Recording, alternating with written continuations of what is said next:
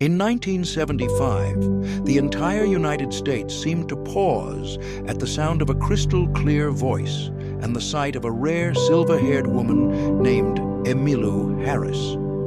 Yet few knew that to earn the profound respect she has held in the music industry for more than 55 years, Emmylou had to trade it for deep emotional wounds and unimaginable loss. She is one of the very few to rise to the top without a single stain on her reputation in a showbiz world full of traps and temptations. What shaped such an extraordinary icon? What secrets lie behind the spotlight that the public has never been told? Do not miss the most private photos and the untold story of Emmylou Harris's life. Emmylou Harris, a legend of country and folk music, has a childhood and life filled with surprising turning points. No one could have predicted that her journey would transform her into a shining star. Ever since she was a young girl, Emmylou was a top student, always earning straight A's. She was smart, quick-witted, and incredibly talented. Everyone who looked at her assumed her future would be tied to prestigious, stable careers like law or medicine. Yet, in the middle of all those expectations, this young woman shocked her family and everyone around her by choosing a completely different path. Born into a family with no musical background, Emmylou grew up with an artistic spirit and a strong desire to express herself.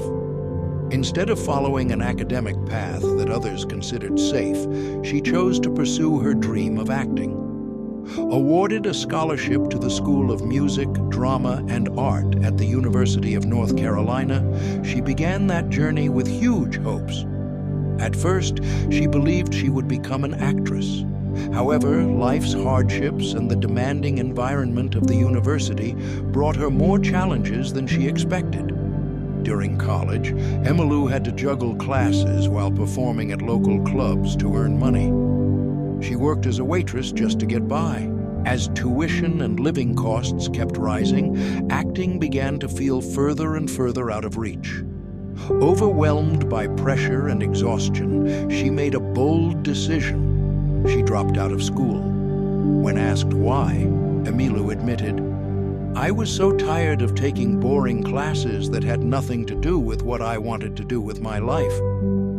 Courses like Intro to Anthropology or Intro to Sociology just made me feel even more drained." Even then, her path didn't stop. After leaving college, she continued to follow her passion for the arts by performing at small folk clubs. That was where she discovered she loved singing far more than acting. Through every melody and every lyric, she found her voice and her identity.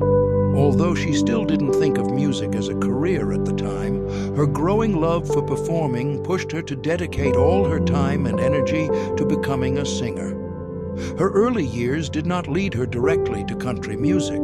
Emmylou grew up heavily inspired by the folk scene of the 1960s, with icons like Leonard Cohen, Joan Baez, and Bob Dylan fueling her love for performing. Yet it was her brother who opened the door to country music. He introduced her to legends such as Loretta Lynn, Johnny Cash, and Buck Owens. The fusion of folk influences and country roots eventually shaped the signature musical style of Emmylou Harris. Powerful, soulful, and deeply emotional. Everything began in the early 1970s when she started singing in small bars and clubs around Washington, D.C. Those were nights of performing for small but genuine audiences, slowly building her reputation, one show at a time. Around that period, Emmylou met Billy and Taffy Danoff, a duo who recognized her potential immediately. They did everything they could to help her make her first real breakthrough. Although their efforts didn't launch her straight to the top, they opened more doors and gave her more gigs. This became an important stage of growth where she continued developing her foundation and shaping her own musical identity. One of the biggest turning points in Harris's life was her encounter with Graham Parsons, the American singer and songwriter. Parsons was captivated by her unique voice and felt a deep musical connection with her. They collaborated and performed together like perfect dance partners, effortlessly blending in harmony and feeling. Emmylou was more than just a harmony singer to Parsons. She was a true musical soulmate. She once said, "Once I started singing country music with Graham, there was no turning back." And indeed, from that moment forward, her path was filled with remarkable achievements in country music. After Parsons' sudden passing, Emmylou created a tribute album titled Return of the Grievous Angel, featuring covers from iconic artists like Beck, The Pretenders, and Lucinda Williams.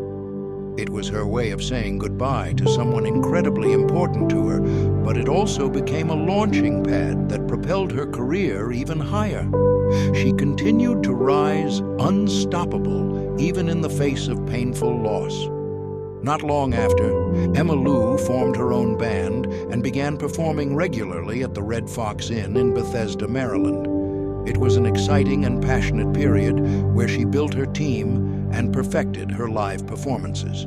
It was also at the Red Fox Inn where she met Brian Ahern, a Canadian record producer who would become a vital figure in her career.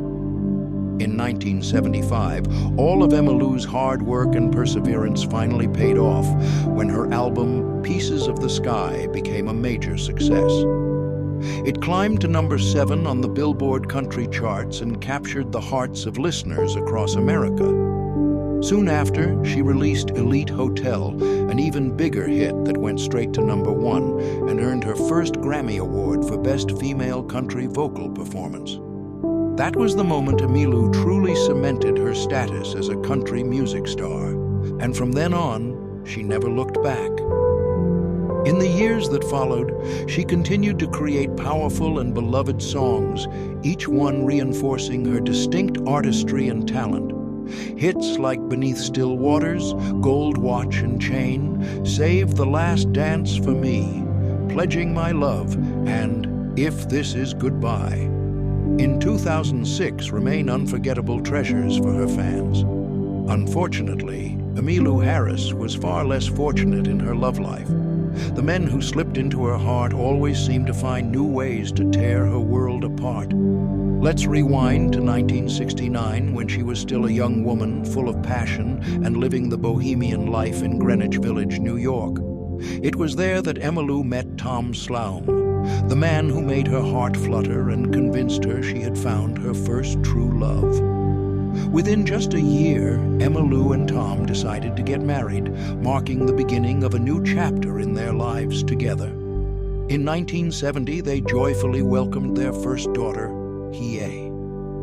It was a moment of immeasurable happiness and a milestone in Emmylou's life as she embraced the sacred role of being a mother. Yet, like many artists, she faced a painful challenge, balancing a family with a rising career. Emmy longed to shine on stage. When her career began to take off, she found herself constantly traveling away from home and those she loved. She adored her family, especially little Hari. But her passion for music was too strong to ignore. The demands of her career created distance between the couple, and after struggling for some time, Tom filed for divorce. Their separation was finalized in 1971, and Emmylou began to learn the harsh truth that fame and domestic harmony do not always coexist. However, the story of Emmylou and her daughter Hallie did not simply end there. Even after the divorce, Emmylou wanted to bring Harley along on tour, hoping to create a little traveling family. But the road life and the chaos of the music industry made her worry about her daughter's future. Not wanting Harley to grow up in such an unstable environment, Emmylou decided to send her back to Maryland to be raised by her grandparents. Life on the road is no place for a child. It might seem like a Disneyland adventure, but it's not a way to live, she once said in an interview. It was a difficult decision, but one that revealed her deep love and sense of responsibility as a mother. In 1977, Emmylou met and married Brian Ahern, a music producer she admired. Although many doubted their relationship would last, The two followed their hearts. In 1979, they welcomed their second daughter, Megan, a new source of joy. Sadly, their marriage, too, became strained. Emmylou and Brian divorced in 1984, citing irreconcilable differences. She held no resentment. Yet, rumors circulated that Brian felt bitter, especially when only months after the divorce, Emmylou married musician and producer Paul Kennerly. This would become the longest marriage of her life, lasting nearly a decade. However, in 1993, they officially parted ways. Once again, Emmylou chose to walk her path alone, and from that point on, became far more private about her personal life. Emmylou Harris's life has never been defined solely by her marriages or her stormy romances. She has also faced the difficult challenges that often come with fame. After her final divorce, Emmylou slowly stepped away from the bright spotlight of show business and made fewer public appearances. That did not mean her life simply faded into silence. In 2012, Emmylou unexpectedly became the focus of media attention when she was involved in a traffic incident on the 405 freeway in Los Angeles. According to witnesses, she accidentally collided with another vehicle and then continued driving, which resulted in her being charged with hit and run. By law, drivers must stop whenever there is damage to another vehicle. Emmylou insisted she had no idea the cars had made contact. In the end, she agreed to compensate the victim with $5,000 and avoided more serious legal consequences. It was far from a pleasant moment for the singer, yet it also demonstrated her willingness to take responsibility when needed. At 77, Emmylou Harris still carries the radiant beauty of her prime, now accompanied by a joyful and spirited attitude. Her musical journey, filled with emotional ballads and that unmistakable voice, has solidified her status as a true icon to countless fans. Still, from a young age, she had dreamed of another kind of spotlight, the silver screen. With a desire to explore that world, she tested herself in acting in 1988 with the HBO television comedy Baja, Oklahoma. She played a small role as herself, and while the film did not achieve the success she hoped for, Emmylou never allowed disappointment to hold her back. She saw it as an exciting adventure and a brief leap into a new world. In 2006, she returned to television with a minor role in the drama Big Love. Even though the part was once again small, it marked another appearance on screen. From these experiences, she realized that music was truly where her heart belonged. With more confidence than ever in her musical path, Emmylou continued to dedicate herself to unforgettable performances and songs, maintaining a special place in the hearts of country and folk music lovers. Through the years, her voice has grown richer, more soulful, and even more mesmerizing. Fans cherish every moment she steps on stage. Today, Emmylou lives in a beautiful home in Los Angeles, enjoying her golden years, surrounded by the warmth of family and the joy of being both a mother and a grandmother. Even at 77, she cheerfully says she still feels like she's in her 50s. Her life is fulfilled both personally and professionally. With an estimated net worth of around $15 million, she enjoys a life of comfort and peace of mind. She occasionally keeps an eye on the music world from afar and always holds pride in what she has accomplished. Though she no longer appears on stage as often as she once did, fans continue to hope that someday Emmylou will make a dazzling return to the spotlight. Just like in her glorious days, the memories of a gifted artist with a deeply emotional voice and remarkable contributions to music will forever remain in the hearts of those who love her.